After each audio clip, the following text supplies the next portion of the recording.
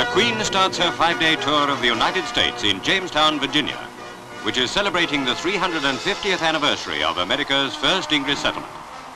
To a vast gathering, Her Majesty points out, 350 years ago, the great American nation was born at this historic place. I cannot think of a more appropriate point for us to start our visit to the United States. Jamestown is marking the anniversary with a big festival, and the Queen and Prince Philip are escorted round the festival park. A precious exhibit, which the Queen herself lent for the occasion, is a copy of Magna Carta, one of the 3 remaining originals of Edward I's confirmation of 1297.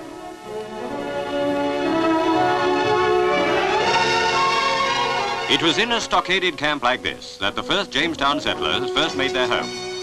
A tiny village which was to grow through the centuries into one of the most powerful nations on earth, but still speaking the tongue which the Jamestown pioneers brought to the Virginia coast.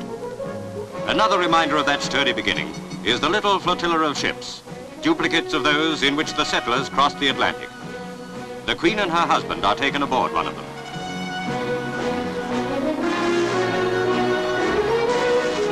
From the original fort at Jamestown, the 17th century colony spread inland to found Williamsburg, and the royal visitors follow in their footsteps. They are escorted to the governor's palace by Mr. Winthrop Rockefeller, chairman of the board of Colonial Williamsburg, and Mrs. Rockefeller. Her Majesty and Prince Philip would have liked to be able to spend more time in this part of the United States, where the link with England is most strongly marked. But next day they must fly to Washington in President Eisenhower's official plane, Columbine III. Columbine arrives at Washington National Airport, where the official meeting of the 2 heads of state is to take place.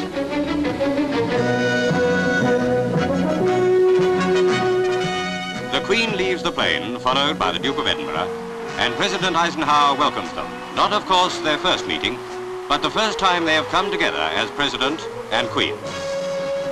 Secretary of State Foster Dulles and Mrs. Dulles, and government and British Commonwealth officials are presented before the President makes his speech of welcome. That I speak for every citizen of this country when I bid you and the Prince Philip a warm welcome to this country and to its capital. We've eagerly looked forward to your visit.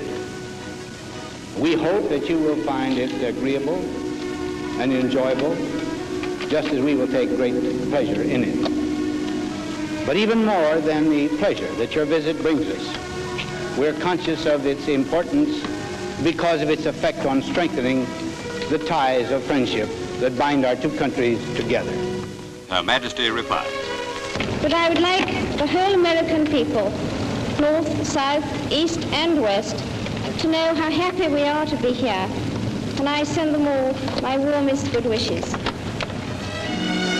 Many important people have made the stately drive from Washington Airport to the White House, and the United States Capitol has a reputation for hospitality. But this time the drive becomes almost a triumphal procession. A crowd estimated at 1 million people lines the routes. Thousands of them government workers who poured out of their offices as soon as the cheering started. The Queen and Prince Philip are to live at the White House for the rest of their stay. And like a good hostess, Mrs. Mamie Eisenhower is waiting at the top of the steps to welcome her royal guests at the front door.